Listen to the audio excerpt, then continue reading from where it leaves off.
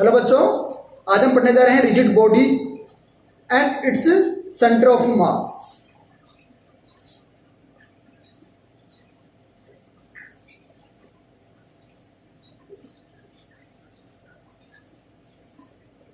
तो हमारे पास rigid body क्या होती है, क्योंकि रिजिड बॉडी जो होती है वो नंबर ऑफ पार्टिकल से मिलके बनी हुई होती है। तो a rigid body is composed of many particle.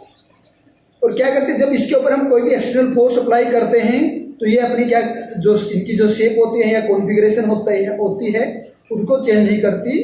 तो a body which does not show any change in its configuration on applying the force on it, this type of body are called the rigid body. तो a rigid body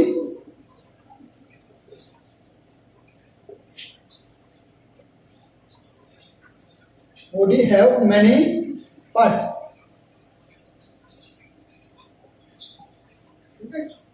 many particles होते हैं। तो the body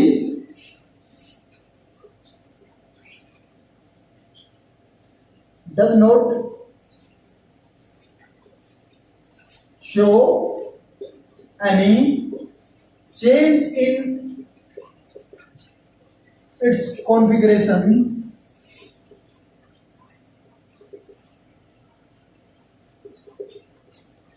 by applying any force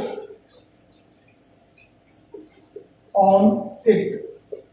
जब इसके ऊपर कोई भी force हम अप्लाई करते हैं तो ये अपनी कॉन्फ़िगरेशन को चेंज नहीं करते। तो उस टाइप की जो बॉडी होती है वो हमारे पास क्या होती है, रिजिड बॉडी होती है।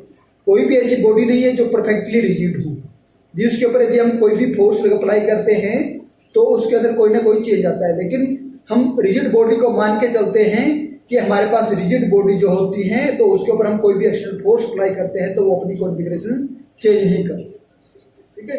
लेकिन परफेक्टली रिजिड बॉडी कोई भी नहीं है। चाहे हम स्टील ले लो, चाहे हम ग्लास ले लो, ठीक है।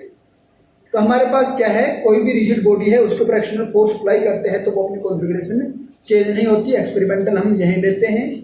तो हमारे पास जितनी भी रिजिड बॉडी हैं, रिजिड बॉडी जो होती है उनकी जो शेप जो होती है वो इरेगुलर शेप होती है या नॉन यूनिफॉर्म शेप होती है या रेगुलर शेप होती है। कैसी भी शेप हो तो उसका सेंटर ऑफ मास तो होगा ही होगा।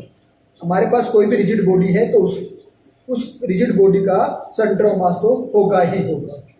तो हमारे पास जो इरेगुलर शेप की जो बॉडी है या नॉन यूनिफॉर्म डिस्ट्रीब्यूशन ऑफ मास है, ये हमारे पास कोई भी रिजिड बॉडी है जिसकी जो शेप है वो इरेगुलर है या उसका जो मास है वो क्या है, अनयूनिफॉर्म डिस्ट्रीब्यूशन है, ठीक है। इस नॉन यूनिफॉर्म डिस्ट्रीब्यूशन ऑफ मास है तो उस बॉडी का यदि हमें सेंटर ऑफ मास कैलकुलेट करना है तो हम उसके ऊपर इंटीग्रल कैलकुलेशन मेथड अप्लाई करेंगे to calculate the centre of mass of the irregular shape और non uniform distribution of mass body by the help of the integral calculation. यदि हमारे पास कोई बॉडी सिमेट्रिक बॉडी है, ठीक है, क्या है, जिसका डिस्ट्रीब्यूशन ऑफ मास जो है वो यूनिफॉर्म है, रेगुलर शेप है, तो उस बॉडी का जो सेंटर ऑफ मास होगा वो हमारे पास कहाँ पे होगा, वो उसका जो सिमेट्रिकल जो बॉडी है उसका सिमेट्रिक जो क्या है, जो सेंटर होगा, सिमेट्री का जो सेंटर होगा उस सेंटर के पे हमारे पास सेंटर ऑफ मास लाई करें। जैसे एग्जाम्पल के तौर पे हम कोई सफेयर लेते हैं, डिस्क लेते हैं या कोई पैरेलल पाइप लेते हैं या फिर कोई रिंग लेते हैं, तो इन सभी के केस में centre of mass lie at the centre of the any sphere है, कोई डिस्क है, रिंग है या पैरेलल पाइप है, तो इनका जो सेंटर है, क्योंकि इनकी जो सिमेट्री होती है वो क्या होती है, यूनिफॉर्म होती है, तो सिमेट्रिकल शेप होती है इनकी, तो इसलिए इनका जो सेंटर ऑफ मास है वो इनका जो सेंटर होगा वहां पे लाई करेगा। तो हम कह सकते हैं कि all homogeneous rigid body the centre of mass coincide with their geometrical centre. जितनी भी हमारे पास होमोजेनियस बॉडी हैं उस होमोजेनियस बॉडीज का जो सेंटर ऑफ मास होगा वो उसके जो ज्योमेट्रिकल सेंटर होगा उसके ऊपर कोइंसाइड करेगा, ठीक है। तो हमारे पास जो सेंटर ऑफ मास है किसी भी बॉडी का जो सेंटर ऑफ मास है, ठीक है, उसकी पोजीशन किस किस के ऊपर डिपेंड करती है, ठीक है। The position of centre of mass of A rigid body, position of centre of mass of rigid body depends upon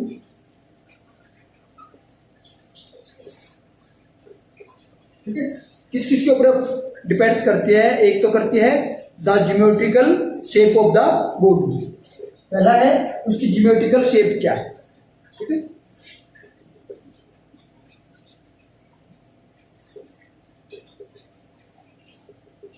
geometrical shape of the body, body की ज्योमेट्रिकल शेप क्या है।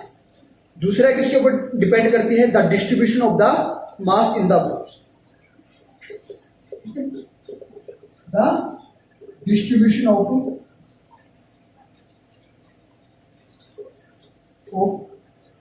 मास ऑफ द, हमारे पास किसी भी बॉडी का centre of मास किस किस के ऊपर डिपेंड करता है?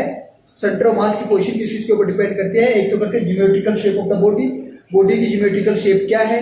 दूसरा क्या है? उसका मास का डिस्ट्रीब्यूशन कैसा है, ठीक है। बॉडी के अंदर जो मास है उसका डिस्ट्रीब्यूशन कैसा है, वो हमारे पास उसके ऊपर डिपेंड करती है position of the centre of mass of rigid. तो इसके बेस पे हम निकालते हैं centre of mass of a uniform thin road. हमारे पास कोई यूनिफॉर्म थिन रोड है, ठीक है, उसका हम सेंटर ऑफ मास निकालते हैं। उसका सेंटर ऑफ मास हमारे पास कहाँ पे होगा, ठीक है। Centre of mass of A mass of uniform thin road, हमारे पास यूनिफॉर्म थिन रोड है, उसका सेंटर ऑफ मास कहाँ होगा? तो consider a uniform rod A and B, हम एक रोड लेते हैं ए एंड बी, ठीक है, जिसकी लेंथ क्या है? एल है, मास क्या है? एम है। कैपिटल एल लेंथ है, एम उसका मास है। ए बी हमने क्या ली है? यूनिफॉर्म रोड ली है, ठीक है, ए बी, जिसकी लेंथ क्या है? एल है, मास क्या है? एम है, उसका मास क्या है? एम, ठीक है। ये हमारे पास, तो the end A coincide at the origin of coordinate, coordinate है हमारे पास, उसके साथ जो सेंटर है, ओरिजिन है, उसके ऊपर ए जो एंड है वो हमारे पास क्या है? उसके ऊपर लाई करता है। और the road laying in x axis, जो रोड है हमारे पास वो एक्स एक्सिस में हमारे पास है, ठीक है। तो हम कह सकते हैं, तो इसका जो ये ओरिजिन जो है, यहाँ पे हमारे पास क्या पॉइंट होगा? x इक्वल टू 0, तो y इक्वल टू 0, ये हमारे पास क्या है? ओरिजिन, ठीक है। तो अब ये जो हमारे पास जो रोड है, ठीक है, थिन रोड जो है, ये हमारे पास क्या है? इसका जो मास है वो यूनिफॉर्म है, यूनिफॉर्म है।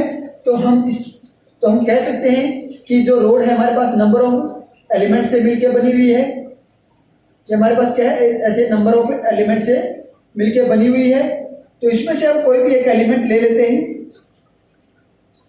इसमें से हमने क्या किया? कोई भी एक एलिमेंट ले लिया, हमने एक एलिमेंट ये ले लिया जो हमारे पास जो सेंटर जो ओरिजिन है उससे x डिस्टेंस पे है, और जिसकी जो लेंथ है वो क्या है? dx, ठीक है। तो हमने क्या किया? हमने क्या है? हमारे पास ये जो रोड है ये है आपका, हमारे पास नंबर ऑफ एलिमेंट से मिलके बनी हुई है। तो हमने क्या कर लिया? Let us consider a small element dx of the road placed at the distance x from the origin, ठीक है। ओरिजिन से वो x डिस्टेंस पे प्लेस्ड है। तो मास ऑफ द एलिमेंट, तो इस एलिमेंट का मास हमारे पास क्या होगा? मास ऑफ द एलिमेंट, इस एलिमेंट का हमारे पास मास क्या हो जाएगा? m by l। Total mass इसका क्या है? m है, लेंथ इसकी क्या है? l है, तो m बाई l, ठीक है, इनटू में dx। तो ये इसका हमारे पास क्या हो जाएगा? Mass of the element. क्या हो जाएगा हमारे पास? Mass of the element. ये हमारे पास क्या है? मास ऑफ एलिमेंट है, तो इसको हम क्या लिख सकते हैं? dm। क्यों? क्योंकि ये स्मॉल एलिमेंट है, स्मॉल एलिमेंट है, तो इसका मास क्या होगा? dm। ये होगा हमारे पास। अब हम बात करते हैं सेंटर ऑफ मास हमें निकालना है, ठीक है। तो सेंटर ऑफ मास निकालेंगे तो हम क्या कर लेते हैं, लेट XCM और YCM with the coordinate of the centre of मास। हम सेंटर ऑफ मास के कोऑर्डिनेट ले लेते हैं, कौन कौन से, XCM और YCM, दो कोऑर्डिनेट ले लेते हैं, ठीक है। इसके ये कोऑर्डिनेट हमारे पास है, सेंटर ऑफ मास के दो कोऑर्डिनेट हैं, ठीक है। XCM और YCM is the coordinate of centre of mass of the road from the origin. तो हमने निकालना क्या है, सेंटर ऑफ मास निकालना है। सेंटर ऑफ मास निकालेंगे तो हमारे पास क्या होगा, XCM, ठीक है। XCM कोऑर्डिनेट पे हमारे पास सेंटर ऑफ मास क्या होगा, ये हमने निकाला था 1/m, ठीक है।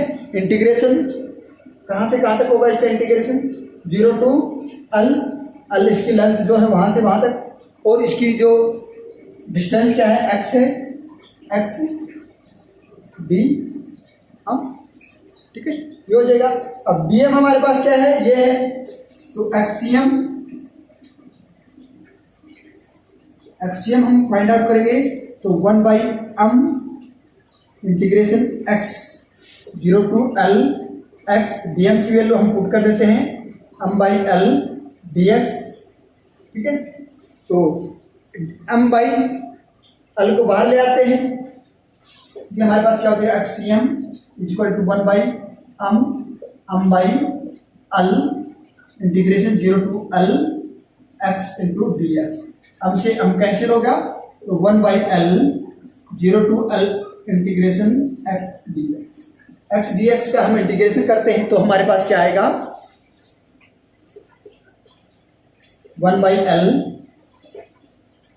x square by 2 L 0 to, ये हमारे पास इसका इंटीग्रेशन आएगा।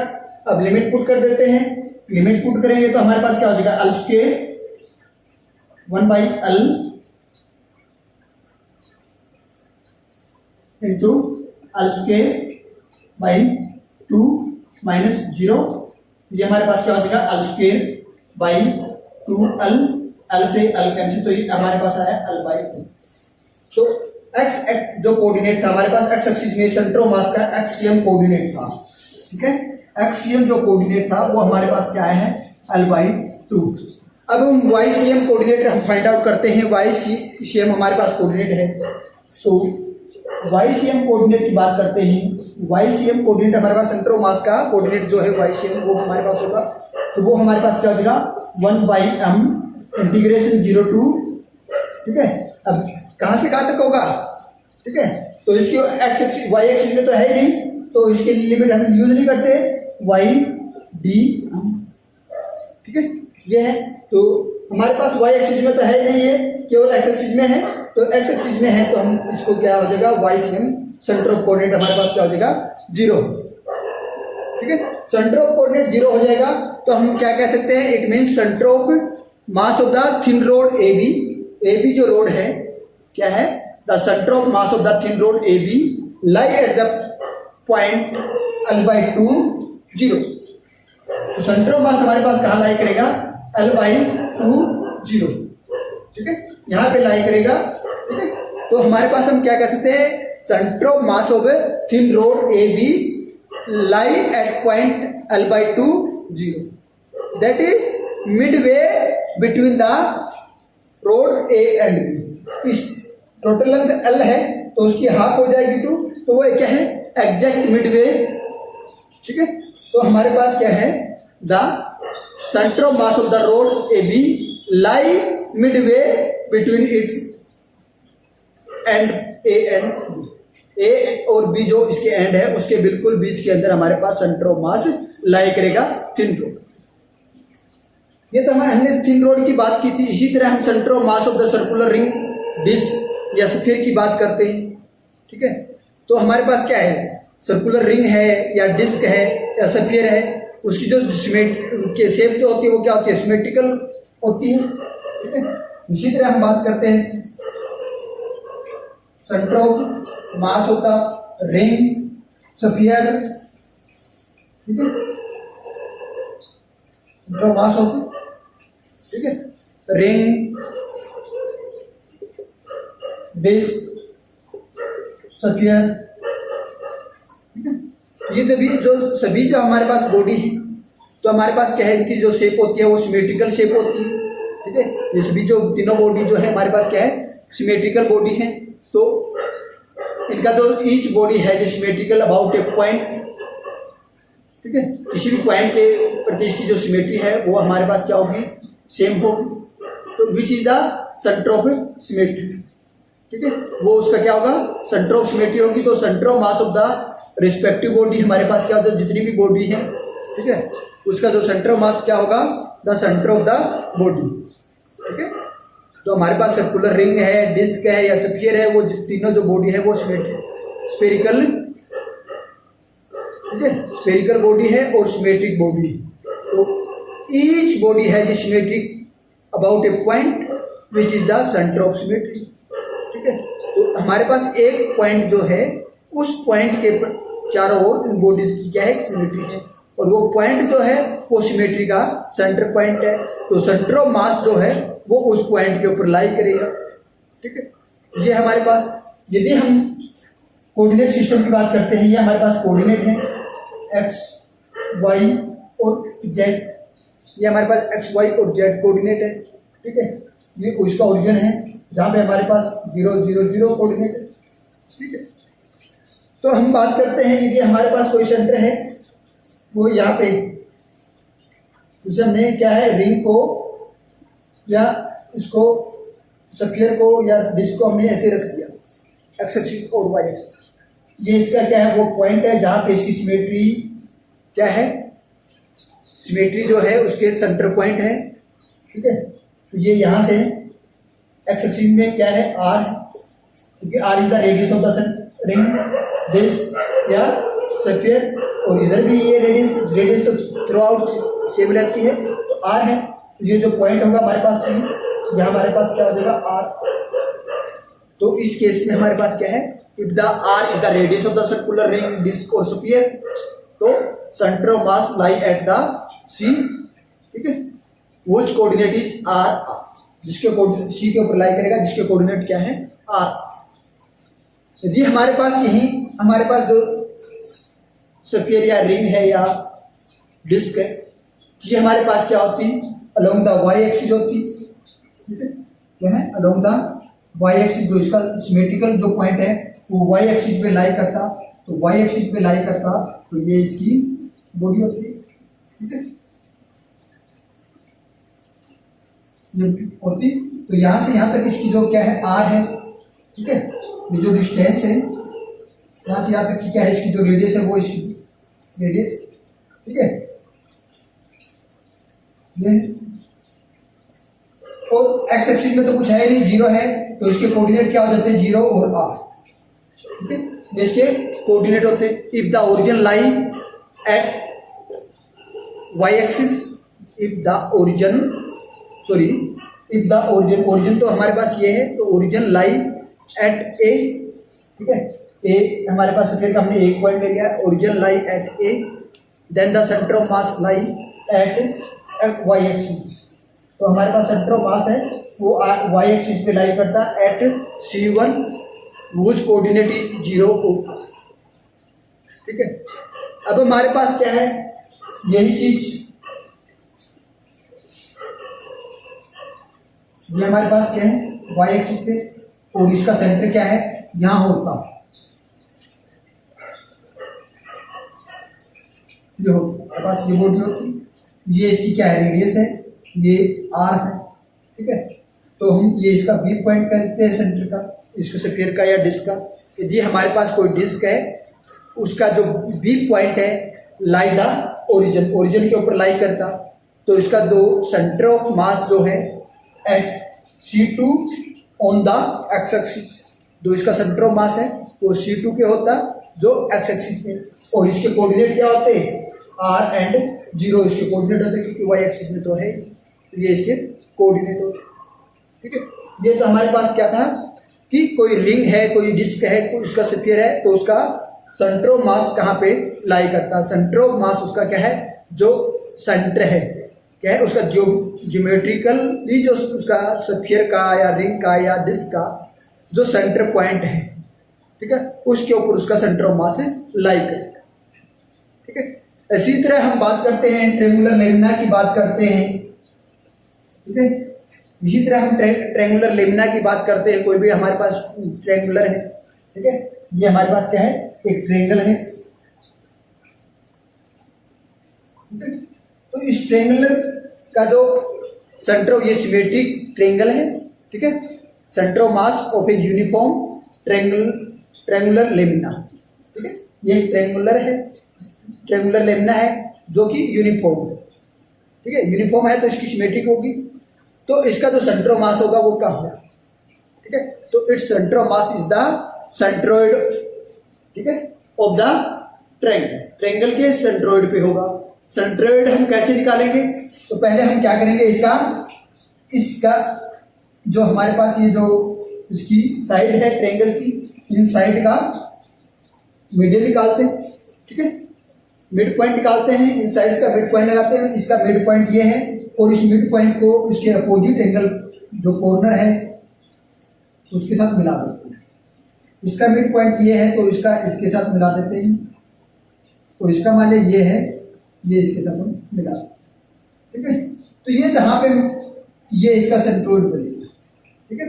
ये जो सेंट्रोइड है सी, यहाँ पे इसका सेंटर ऑफ मास लाइक है, ठीक है। यहाँ पे क्या करेगा, इसका सेंटर ऑफ मास लाइक, तो centre of mass of the uniform triangular lamina is at the centroid of the triangle which is the point of intersection of the median of the triangle, ठीक है। ये हमारे पास कैसे। इसी तरह हम कोण की बात करते हैं, ठीक है। हमारे पास कोण है, तो कोण का जो हमारे पास सेंटर ऑफ मास है वो कहाँ होगा। कोण भी कैसा है, हमारे पास क्या है, सिमेट्रिकल, ठीक है, सिमेट्रिकल कोण है, ठीक है। ये हमारे पास क्या है, कोण है, एक सिमेट्रिकल कोण है, ठीक है। ये हमारे पास क्या है, सिमेट्रिकल कोण है। तो इसका जो सेंटर ऑफ मास जो है वो यहाँ,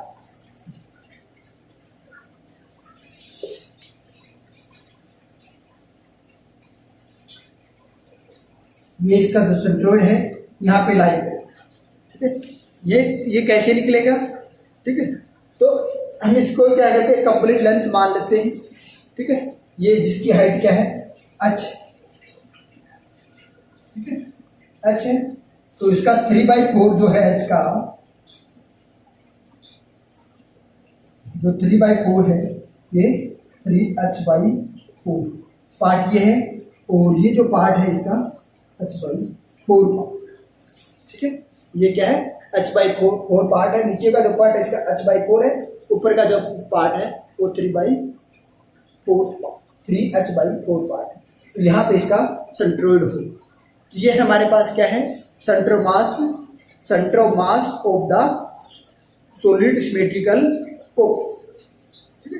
तो इसी तरह हमारे पास बुक्स में लिस्ट दे रखी है बहुत सी, कि हमारे पास होलो स्फीयर है, उसका हमारे पास सेंटर ऑफ मास की पोजीशन क्या होगी, सेंटर में होगी, या हमारे पास यूनिफॉर्म सॉलिड स्फीयर है, या यूनिफॉर्म सर्कुलर रिंग है, या यूनिफॉर्म सर्कुलर डिस्क है, या ठीक है। तो इन सभी का जो सेंटर ऑफ मास होगा वो क्या होगा, उनके सेंटर ऑफ डिस्क है, या सेंटर ऑफ सर्कुलर रिंग है, या सेंटर ऑफ स्फीयर है, ठीक है, या फिर सॉलिड स्फीयर है या होलो स्फीयर है, उनके सेंटर के अंदर लाई करेगा। यूनिफॉर्म रोड की बात की थी, यूनिफॉर्म रोड के अंदर हमारे पास जो सेंटर ऑफ मास है वो उसके रोड के बिल्कुल मिड पॉइंट पे होगा, ठीक है। इसी तरह हम plane lamina of the form of उसके और ए रेक्टेंगुलर या और ए पैरेललोग्राम की बात करते हैं, तो उनका जो डायगोनल का इंटरसेक्शन पॉइंट होगा, ठीक है, उसका डायगोनल जो दोनों हम इन सभी के रेक्टेंगुलर है या स्क्वायर है या पैरेललोग्राम है, ठीक है, तो उनके हम डायगोनल इंटरसेक्ट को हम बनाएंगे, और जो उनका डायगोनल का इंटरसेक्ट पॉइंट होगा वहां पे हमारे पास क्या होगा, सेंटर ऑफ मास की पोजीशन है। ट्रायंगुलर प्लेन लेमिना की हमने बात की है, ठीक है, ठीक है। यदि हमारे पास कोई भी ब्लॉक है, रेक्टेंगुलर या क्यूबिकल ब्लॉक है, ठीक है, तो उनका जो डायगोनल है, ठीक है, तो point of the intersection of the diagonal जो भी है हमारे पास उसके ऊपर लाई करेगा।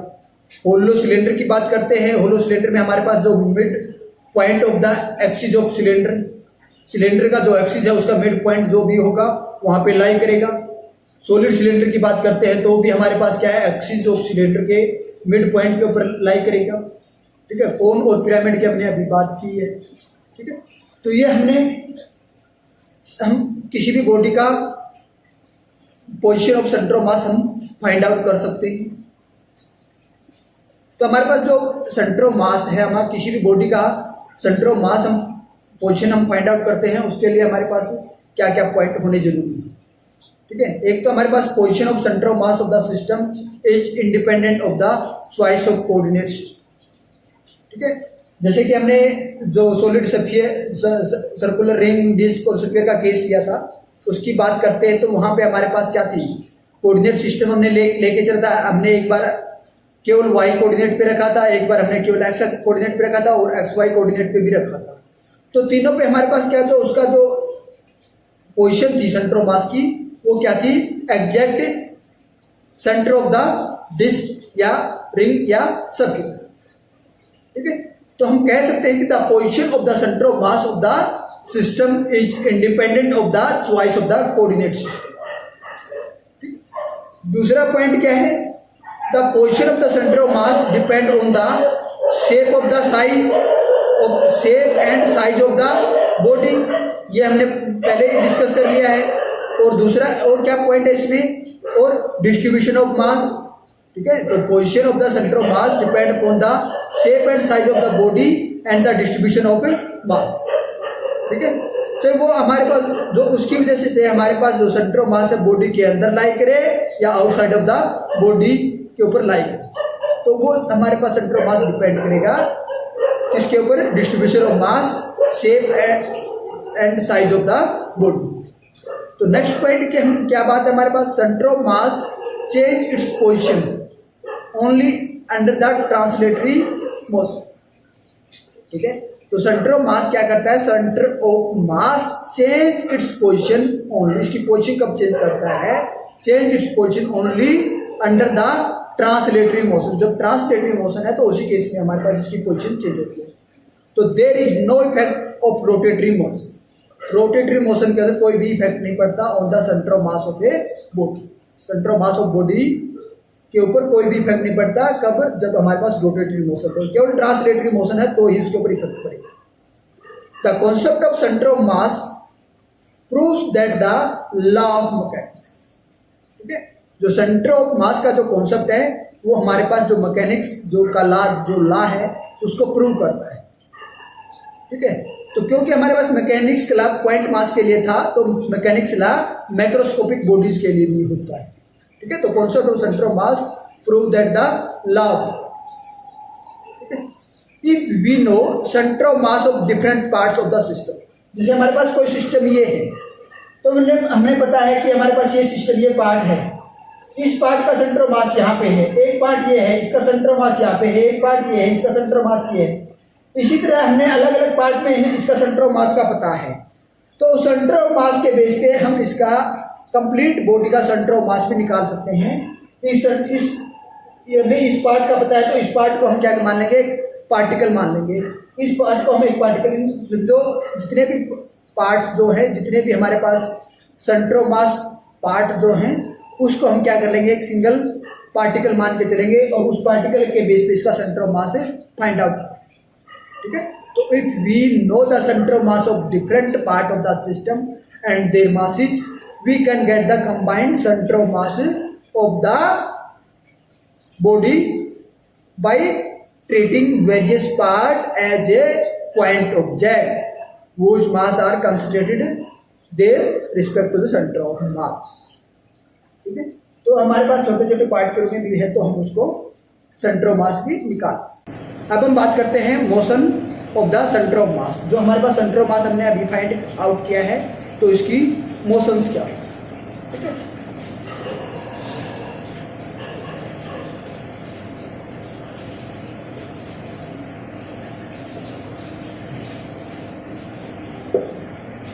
क्या फाइंड आउट करेंगे, motion of centre of mass.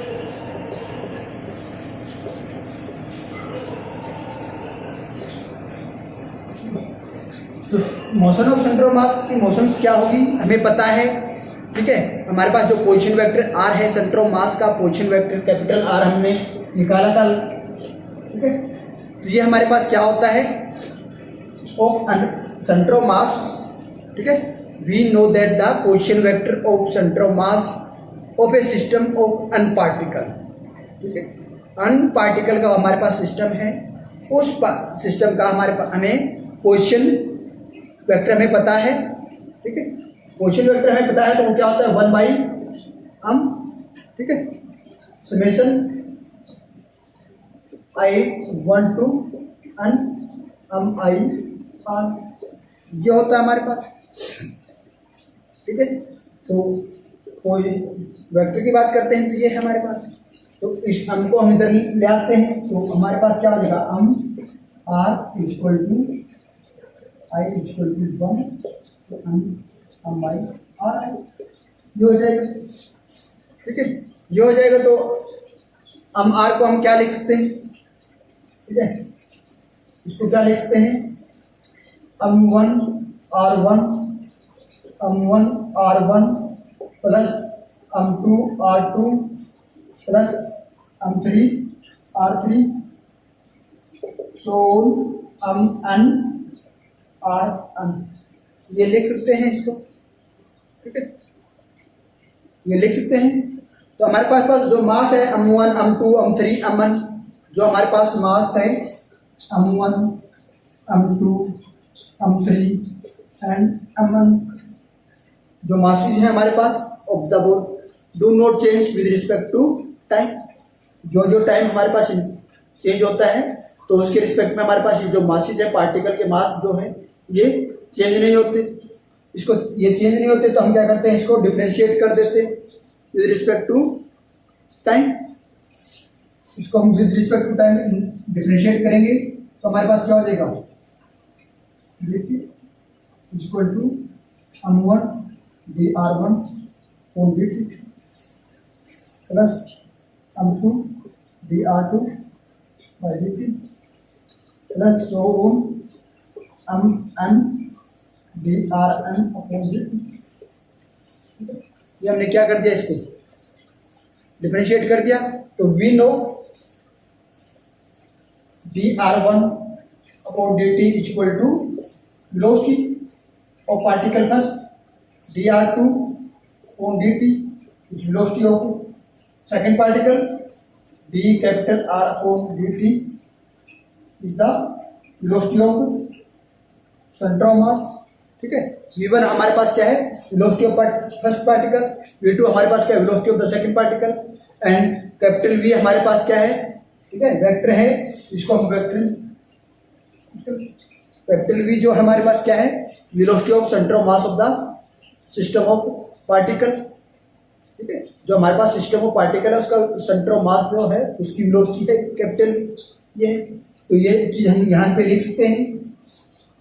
तो capital V equal to m1 v1 m2 v2 plus m3 v3 and so mn vn, ये हमारे पास, ठीक है।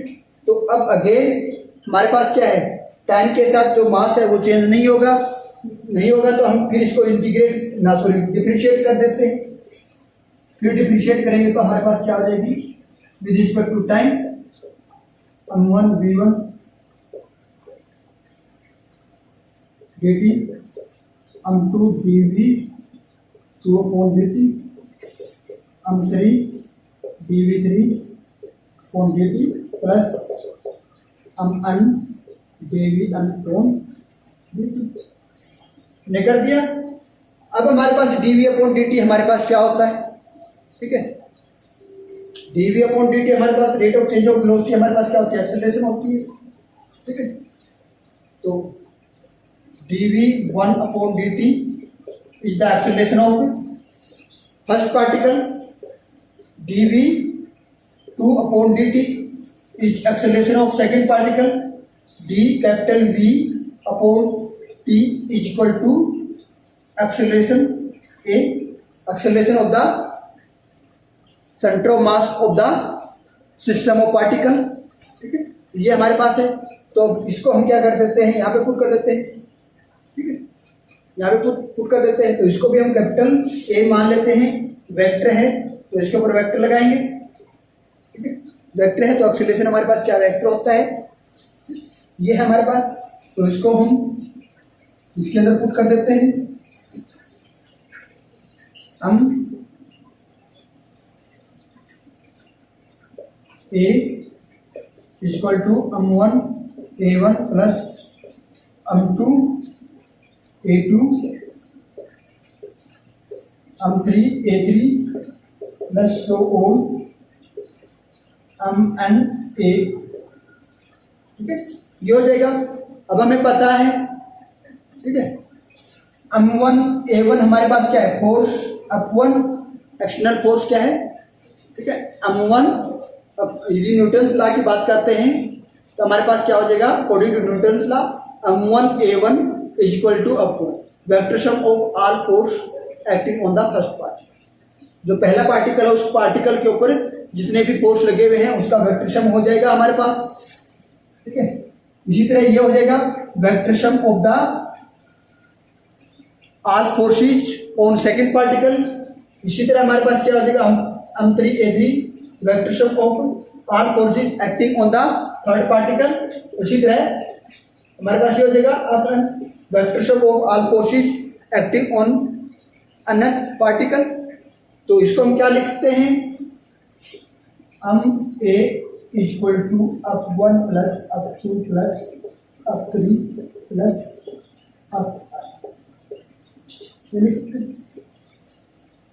इसको ये लिख सकते हैं। तो ये हमारे पास क्या है, टोटल एक्सटर्नल फोर्स हो जाएगा। तो हम क्या कह सकते हैं कि total mass of system of particle multiplied by acceleration of the centre of mass is equal to the vector sum of all forces acting on the system, ठीक है।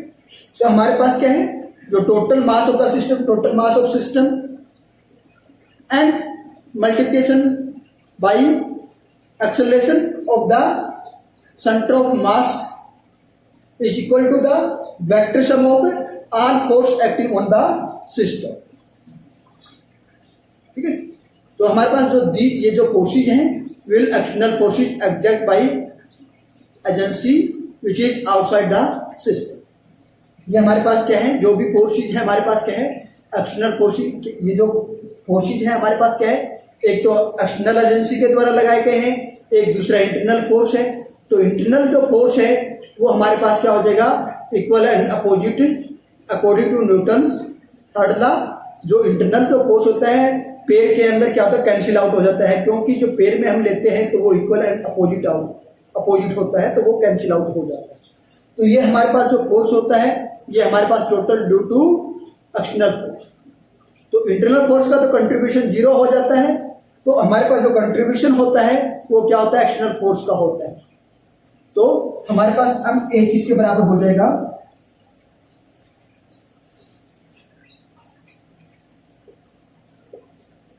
इक्वल टू एक्सटर्नल फोर्स, ठीक है, इसका हो जाएगा external force. अब EXT is the sum of external forces acting on the any particle of the system, ठीक है। तो centre of mass of the system of particle move as if the center mass if the entire mass of the system were concentrated at the center of mass and all the external force was applied at that point, ठीक है। तो हमारे पास क्या है, जो external force जो है ये इस जहां पे इसका सेंटर ऑफ मास कोइंसाइड करता है उस सेंटर ऑफ मास के ऊपर अप्लाई होता है, तो हमारे पास जो सिस्टम है वो क्या करेगा, मूव करेगा, ठीक है। ये मूव करेगा, तो ये मूव करेगा तो हमारे पास कैसी मोशन शो करेगा, ठीक है। तो ये हमारे पास क्या है, ट्रांसलेटरी मोशन शो, ठीक है। तो हम कह सकते हैं कि system of particle and whatever be the motion of the individual particle, the entire mass of the system move accordingly that equation, इस क्वेश्चन के अकॉर्डिंग मूव करे। ठीक है, ये हमारे पास क्या है, इसका इक्वेशन है। इस इक्वेशन के ऊपर हमारे पास जितने भी हमारे पास नंबर ऑफ पार्टिकल हैं या सेंटर ऑफ मास है वो इस इक्वेशन के अकॉर्डिंग मूव करें। ठीक है, क्या है, इस इक्वेशन के अकॉर्डिंग मूव करें। ये हमारे पास क्या था, मोशन ऑफ सेंटर ऑफ मास। आज के लिए काफी। Okay, thank you.